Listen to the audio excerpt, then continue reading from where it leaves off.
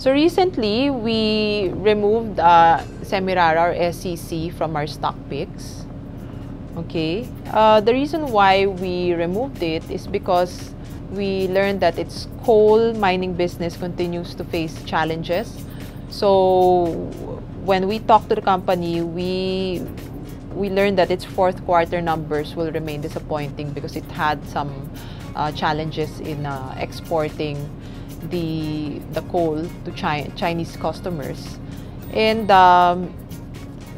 coal prices right now remain depressed. So that should also hurt the 2019 earnings of the company. That said though, if ever you do own the stock and you want to keep it, we feel like it's fine because we think that the share price has gone down a lot and this negative is already priced in. Okay. The stock, after all, is very cheap, currently trading at 8 times PE, and it provides a 6.4% dividend yield. Okay. And it still provides 50% upside to our fair value estimate. And this is after factoring in all the negatives. The main reason why we removed it in our list is because the problem that it's encountering right now is because of depressed coal prices, which we think may persist for a long period of time because the drop in coal prices is due to two factors. One is the global economic slowdown, and the other is because there's an oversupply due to overproduction from Australia and Indonesia, and the oversupply problem may not be resolved in the near term. So we don't know when share prices of SCC will recover. It might take a while. So that's our only concern. But we feel like, you know, valuations are okay. So if you can hold on to this stock, then please feel free to keep it. There's no problem. At least you still get a 6% cash dividend on the stock. For the month of January, the index is already up by 7%. And there is a possibility that a lot of the blue chip stocks will become very expensive, that you can't buy anything anymore. So usually when that happens, we see a rotation into smaller cap stocks or value stocks. So in light of that, there are some stocks that we also like, but if ever there is some rotation, we could see some interest in the following stocks. The first stock could be MPI. You know, investors are concerned about the status of tariff increases for its toll projects, for its water project. But that said, the stock is really very cheap. At the current price, it's only valuing its subsidiary or Meralco, which is its stake in Meralco, which really makes it very cheap. Okay. Other value stocks that we like include AGI and FPH.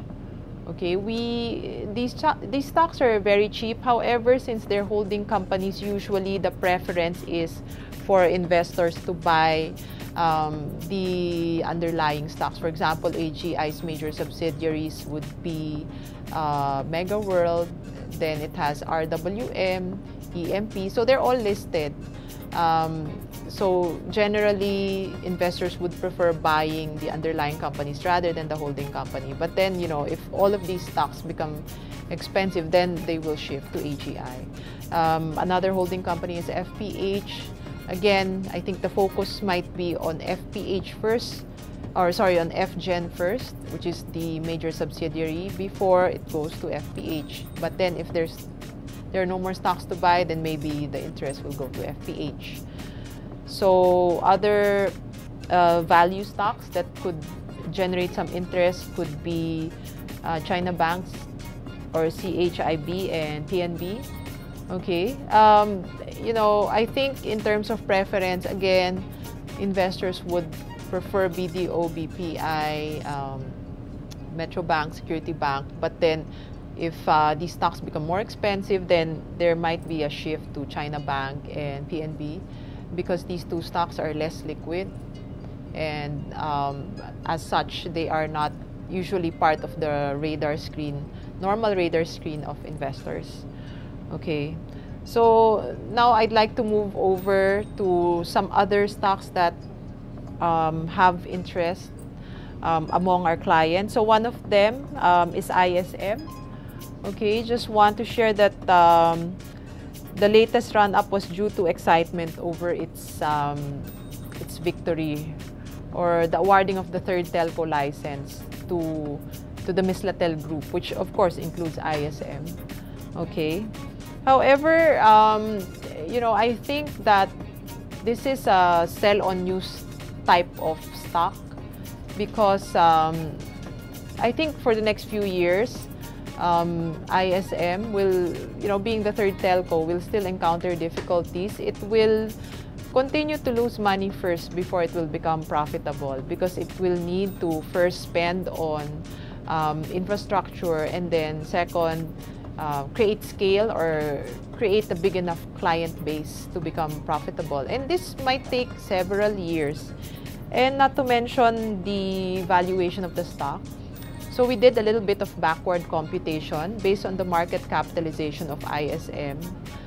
Currently, the implied value of its telco operations is around 290 billion pesos pala.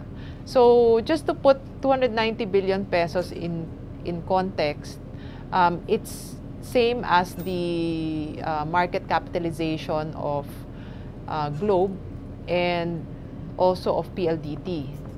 So it implies that someday the third telco can be as big as PLDT and Globe, which, from our experience in other countries, that usually is not the case. Usually, when the third telco comes in, it's a niche player with a market share of maybe 10 to 20%. So I think an implied valuation of 290 billion for the third telco license is a bit too much at this stage.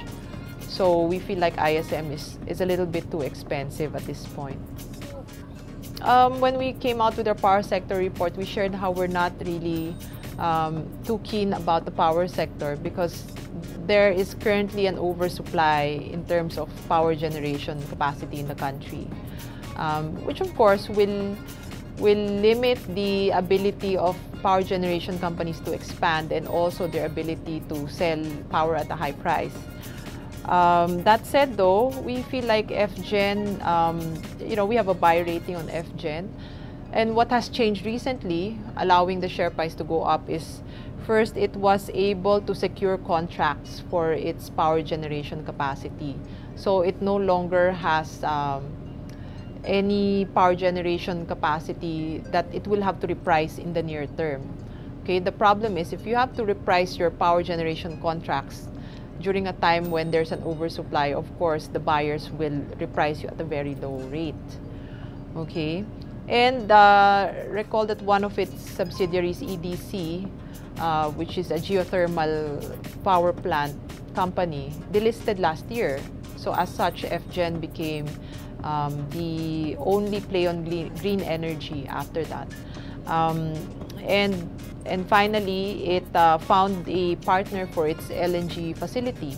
So this reduces the risk that its gas plants would no longer operate come 2024, when the Malampaya becomes depleted.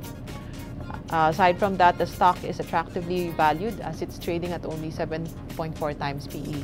So do we like the stock? Yes, we do like the stock. We just don't like the sector.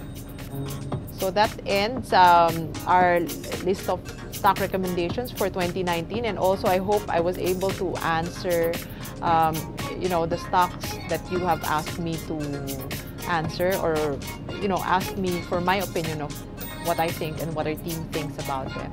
Thank you very much.